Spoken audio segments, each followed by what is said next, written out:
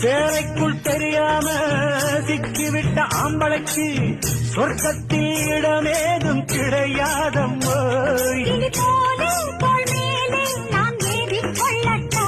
என்ன பெண்மை என்ன மென்மை உன் கற்பினை கண்டதும் கண்ணகி கெட்டா.